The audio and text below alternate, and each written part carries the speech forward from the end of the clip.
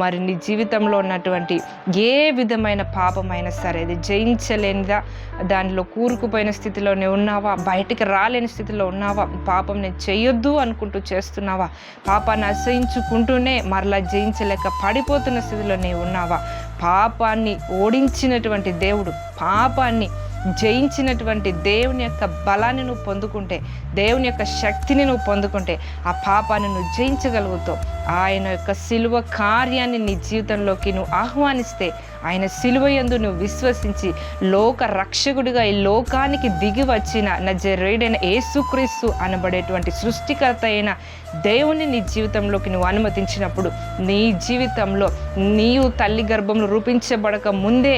నీ పట్ల ప్రణాళిక కలిగిన దేవుడు, సర్వ మానవాళి కొరకు రక్తాన్ని కార్చిన దేవుడు, నీ పాపమంతటిని తూర్పుకు పడమరకు ఎంత దూరమో అంత దూరముగా నీకు నీ పాపాన్ని తొలగించేటువంటి దేవుడు, పరిశుద్ధుడైన దేవుడు నిన్ను పరిశుద్ధురాలిగా చేసి తన ఆశీర్వాదాన్ని, తన దీవెనలు నీ జీవితంలో జరిగించి పరలోకపు సంతోషాన్ని, ఆయన సమాధానాన్ని, ఆ నెమ్మదిని నీ జీవితంలో జరిగించాలని,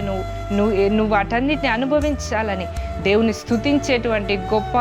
కార్యము నీ జీవితంలో చేయాలని దేవుడు ఆశిస్తూ ఉన్నారు. ఆయనకు నువ్వు అప్పగించుకున్నప్పుడు, దేవునికి నీ హృదయంలో స్థానం ఇచ్చినప్పుడు దేవుడు కార్యాన్ని జరిగిస్తారు.